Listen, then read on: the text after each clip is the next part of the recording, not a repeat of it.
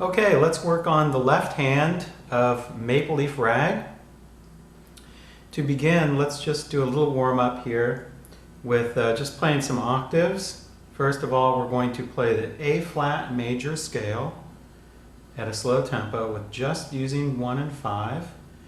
And we'll just play this a couple times.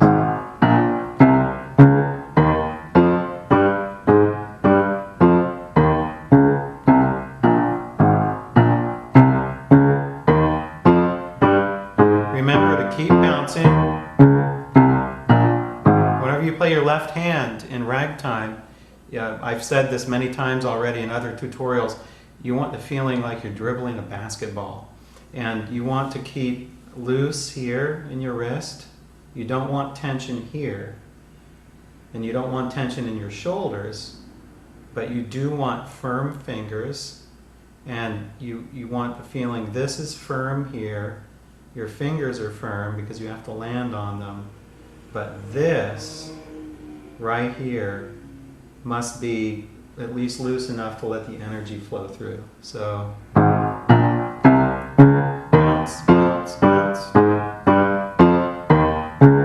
And right when you release, right after you play a note and you release it, you pretty much want to release the tension that you had when you were playing it.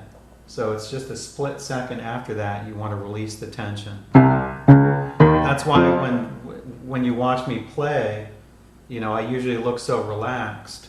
Actually, I'm not really that relaxed when I'm playing. I'm very firm here in the fingers. Let's play this. Again. Okay, let's get started. We're going to go through the left hand at a slow tempo, and I'm just going to point some things out. So let's start here. Let's take the metronome and find 63. Da da dum bum bum bum bum. That'll be our kind of tempo here. I think the optimal tempo in Maple Leaf Rag is 96 beats per minute. We'll slow it down considerably to about 63. So.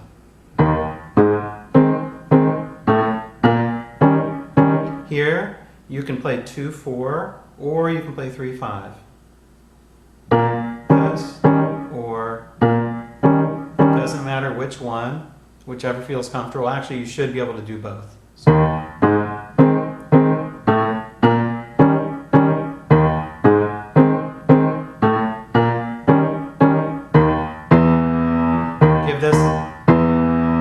Give this F flat emphasis. I play 5, and then I sort of connect this to 4.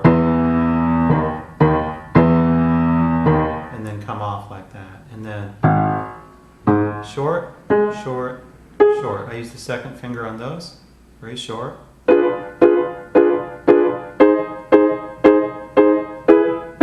Here you can use either 5-2-1 or 4-2-1.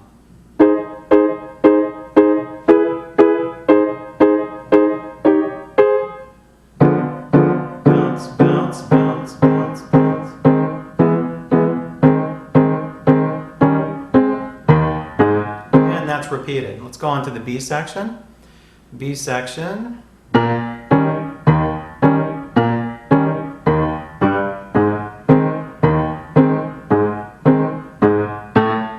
I would bring these out a little. Bring those out a little bit more than the other octaves.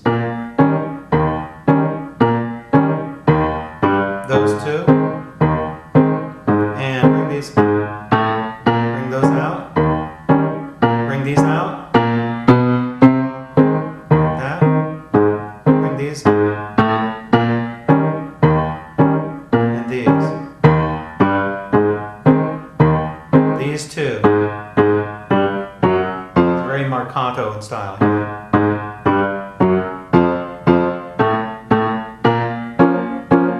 I would use 5-2-1 here.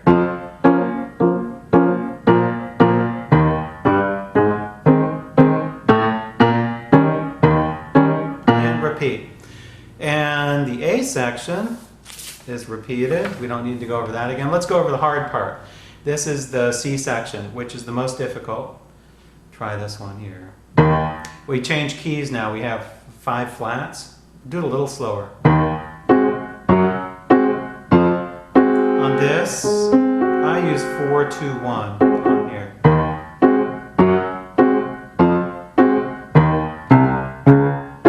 Big leaps, big jumps.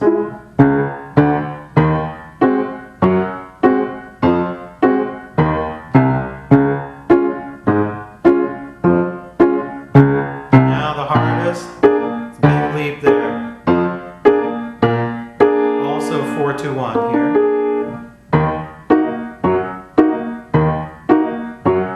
You can either use 4-2-1 here or 5-2-1, either way.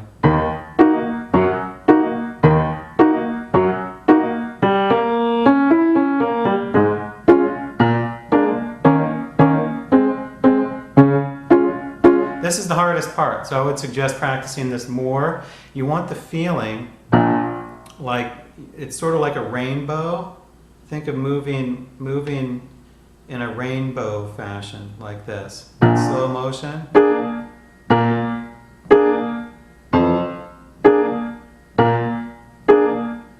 You want to just levitate in the air. That's the biggest jump of all here.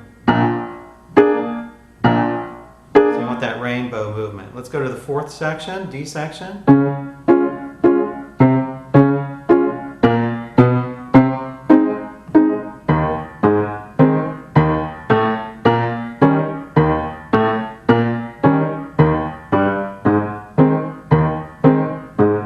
Bring these out. These.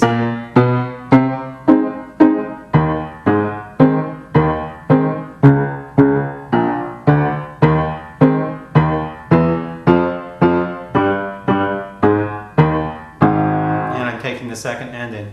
Remember that almost all rags, in fact, all rags really, are based on marches. So it's very important that you keep a very strict beat. Although there are rags that I do take retardandos, I slow slightly down between sections, maybe at the end of sections. I do that occasionally, but generally speaking, you need to remain very strict with your tempo. And I would suggest practicing with a metronome, but don't let that affect your playing. Don't make it sound mechanical. So you want to bring certain things out, as I was mentioning to you, like there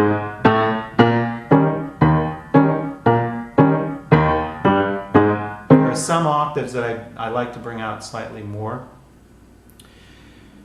So in the next part, we will look at the right hand. Thank you.